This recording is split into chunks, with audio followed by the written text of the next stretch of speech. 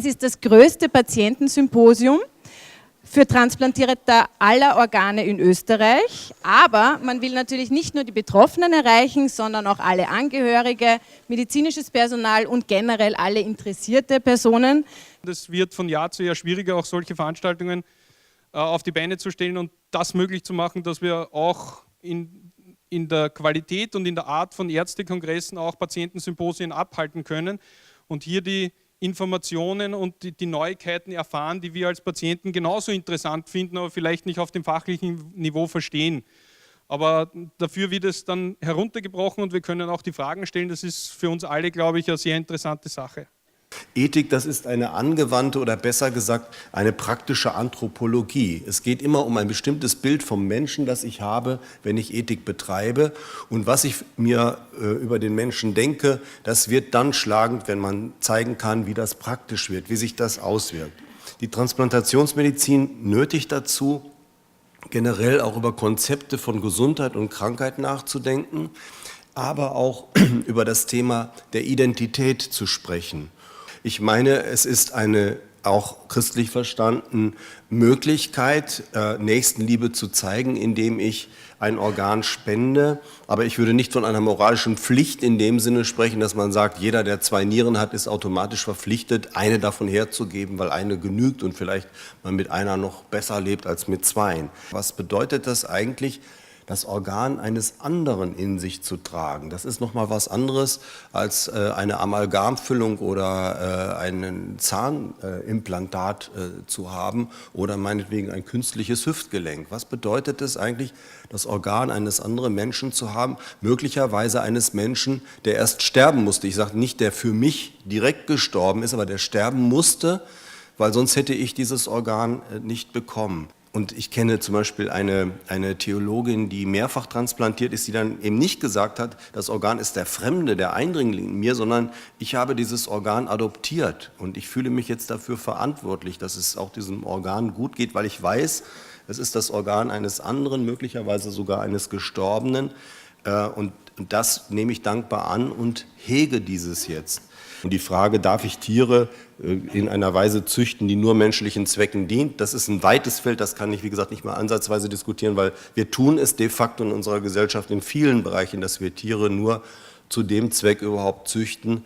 Mein Thema ist eben die sogenannte Cross-Species, wie das auf Englisch heißt, oder zwischen verschiedenen Spezies, die Transplantation, weil derzeit betreiben wir nur unter Anführungszeichen die sogenannte Allotransplantation, das heißt eine Transplantation zwischen gleichen Spezies, also von einem Menschen auf den anderen Menschen. Vor 30, 40 Jahren hat man jemanden Nieren transplantiert, wenn er sonst gesund war soweit, also keine Komorbiditäten hatte, keinen Blutzucker, nicht älter als 40 war und so weiter. Das gilt alles nicht mehr. Das heißt, diese Schere wird sich von selber nicht lösen. Und da ist die naheliegende Frage, gibt es vielleicht die Möglichkeit, zwischen verschiedenen Spezies zu transplantieren, und naheliegend sind die sogenannten Nutztiere, wie immer dieser Begriff zustande kommt.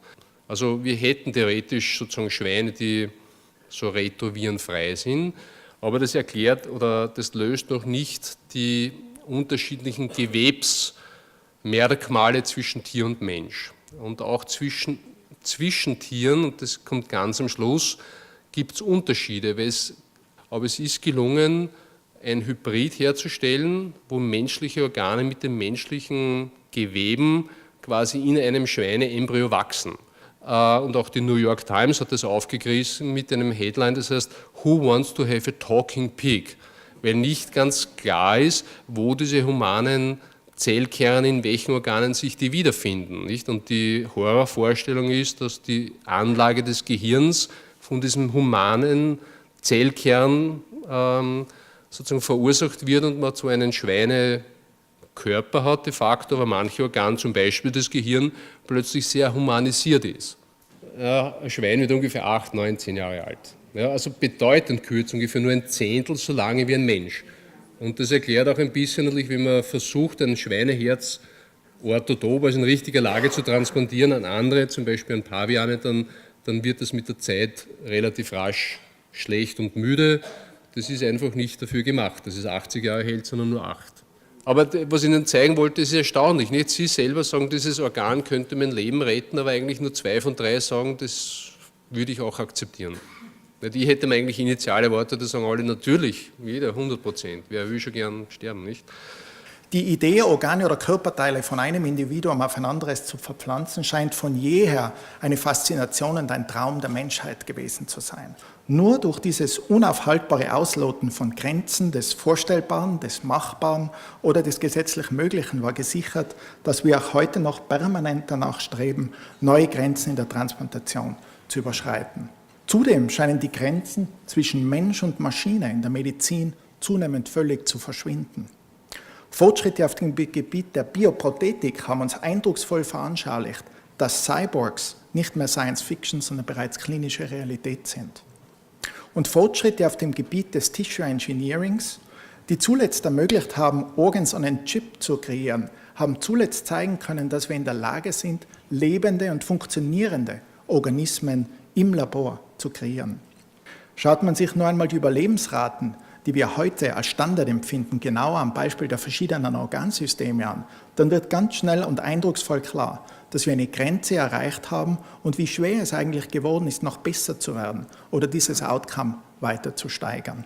Heute im Jahr 2017 hat sich das Gebiet der sogenannten Vascularized Composite Allotransplantation oder kurz VCA von einem als unrealistisch, unmachbaren Unterfangen zur klinischen Realität für nicht nur die Extremitäten und die Gesichtstransplantation, sondern auch für die Transplantation von Trachea, Zunge, Uterus, Bauchwand, Larynx und ganz rezent sogar Penis entwickelt.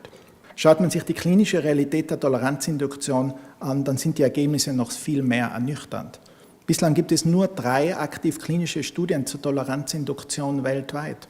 Und eine Schwierigkeit oder Problematik, die alle diese Studien haben, sind, dass sie nur in einem Lebensspende-Setting möglich sind, dass sie eine Vorbehandlung des Empfängers benötigen. Wie bereits erwähnt, sind VCAs die einzige Form der Transplantation, die vaskularisiertes Knochenmark enthalten und damit hämatopoietische Stammzellen des Spenders.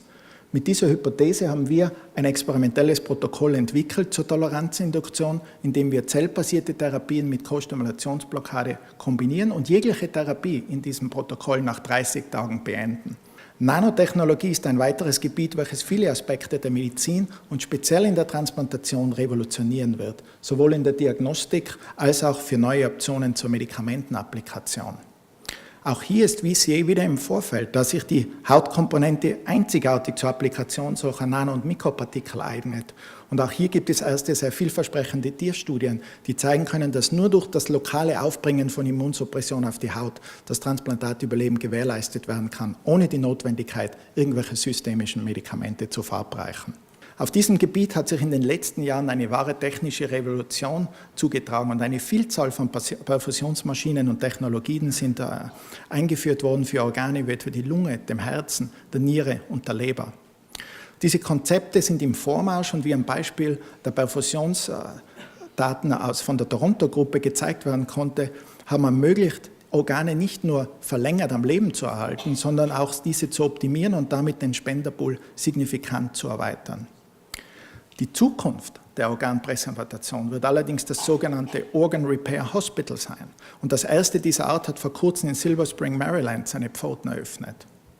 Diese Zentren werden nicht nur Maschinenperfusion durchführen und damit das Zeitfenster der Transplantation signifikant verlängern, sondern dort werden die Organe auch optimiert und, falls notwendig, mit verschiedenen Technologien immunologisch auf die Transplantation vorbereitet. Damit wird sich die Sequenz der Transplantation in der Zukunft deutlich verschieben, indem das Organ nicht mehr nach Entnahme unmittelbar transplantiert werden wird, sondern zuerst in einem Organ Repair Hospital evaluiert, optimiert und dann elektiv transplantiert wird. Aber nicht nur die Maschinenperfusion wird die Transplantation fundamental verändern. Auch neue Ansätze und Strategien zur Kryopräservation oder zum Einfrieren von Organen und damit zum Organ Banking werden uns zusätzlich kostbare Zeit in der Transplantation versorgen.